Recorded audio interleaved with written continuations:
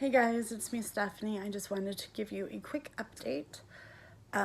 It has been 3 weeks maybe since my last update. I have been in and out of the hospital since. I have been hospitalized a total of 3 times since December 9th, and I've been in the ER at least 4 or 5 times. I have had 4 CAT scans and at least 6 abdominal series x-rays. All pretty much come back nothing except for I had 1 partial small bowel obstruction that passed on its own, and I was in the hospital for a week. My bowels just stopped moving, and basically I was there. They gave me 3 enemas a day. I'm still on 2 packs of Miralax a day, 2 Colace a day, and 2 Senna a day. I'm still having extreme pain right around where my diaphragm is when I eat, and I'm lucky if I keep that down. So eating isn't good. My pain goes from about a 4 to an 8 when I eat.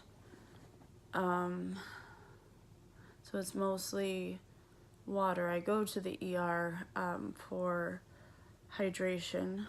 Let's see. I have lost 12 pounds, and my surgeon called me yesterday, and I will be having exploratory surgery on Thursday. So he said that he hopes that it will be done laparoscopically, but I might have to have a laparotomy, which is where they just cut you wide open from basically your breastbone to your pubic bone. And I think the problem is having a lot of adhesions. I think there's adhesions in one spot that is continually causing me to get partial small bowel obstruction in the same place over and over.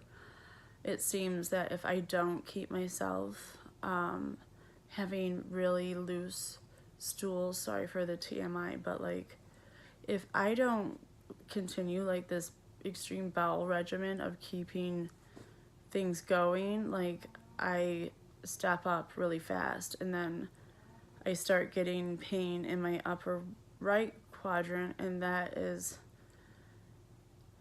my upper left quadrant, and that is where the loops of bowel are usually dilated in the x-rays, which is where I have my partial small bowel obstruction. So, yeah, sorry, it's hard to catch my breath sometimes because I'm so bloated all the time.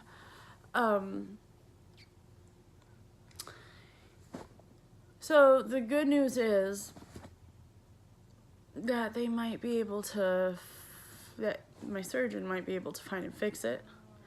The bad news is, with adhesions, is the more that they operate on the stomach, the more adhesions you get. So even if they remove the adhesions, I'll still get adhesions. Sorry, that was my dog Luna.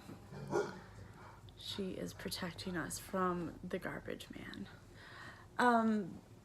So yeah, so I'm kind of damned if I do and damned if I don't. Sorry about that.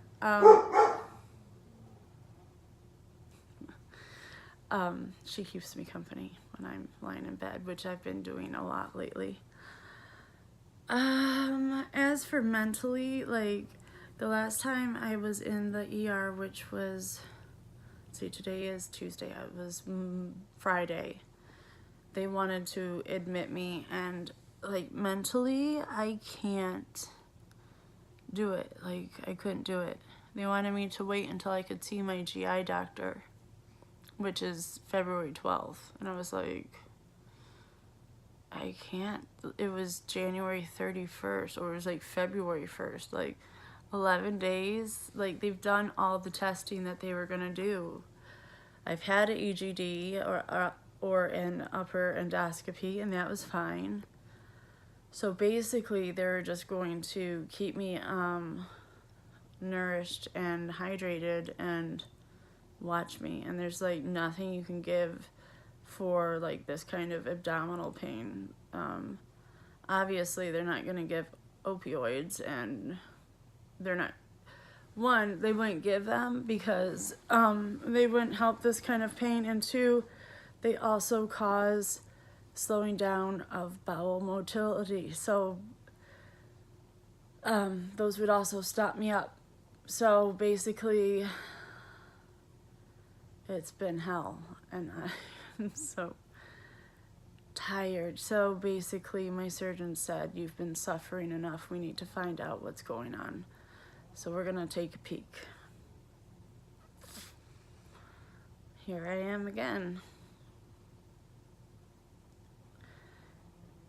You know, I find it so funny that, like, I think back on the first, you know, consultation for the bariatric surgery that you have to go to, and thinking back about it now, like, I thought it was like I had to meet the requirements, and I was worried about that. And the thing was, like, I look back and it was really like a sales pitch. It was almost like those vacation rentals that you can go to, and they give you like a free whatever when you go to Vegas if you sit through their spiel. You know what I mean? Like, they don't tell you the risks. Like, I go to the ER and I tell people about my history, my abdominal history, and they say so many people have had problems with gastric bypass. And of course, you know, they don't see the people who don't have problems with gastric bypass, but I think that their numbers are off. They said like 1% of people have complications, but I think it's a lot more. I think it's a lot more. And if you're just watching this and you're thinking about getting gastric bypass, like, really consider the complications that can happen.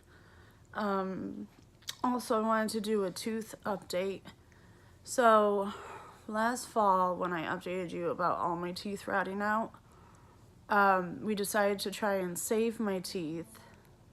So we put a lot of money into saving this side of my mouth. We put a lot of crowns, and now and we did this side of my mouth and finished, and now we're working on this side of my mouth this year.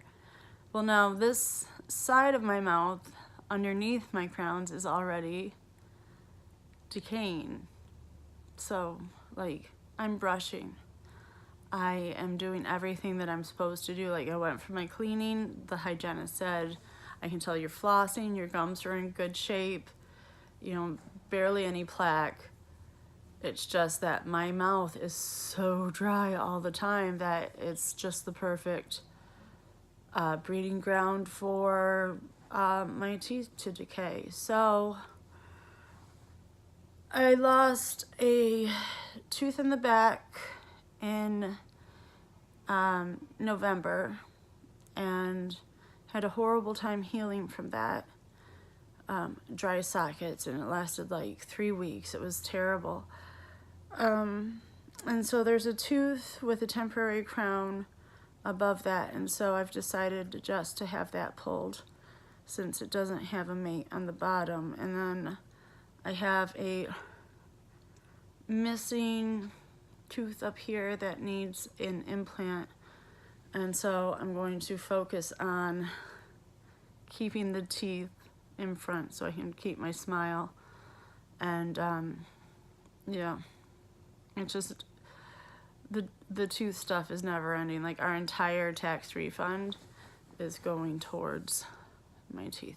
Oh, and the other thing is, like, just the end of January already met my deductible for the year. Like, every year, this is it. I'm sure my insurance company loves me. I'm really glad that, like, they can't deny me based on pre-existing conditions because, because I'd be in a whole heap of trouble. So anyways, that's what's going on with me. I hope all of you are well. Luna's well. And yeah, so surgery on Thursday. I will update you. Hopefully that goes well. I'm very nervous. I'm gonna have to edit this out. I'm very nervous, but I'm sure it'll be okay. The more surgeries you have, though, like, I can tell my surgeon's nervous too, which is what makes me nervous. But anyways, thank you for watching. Thank you all for your really, really sweet comments and your encouragement and your suggestions. I read them all. I'm sorry if I don't get to comment on all of them.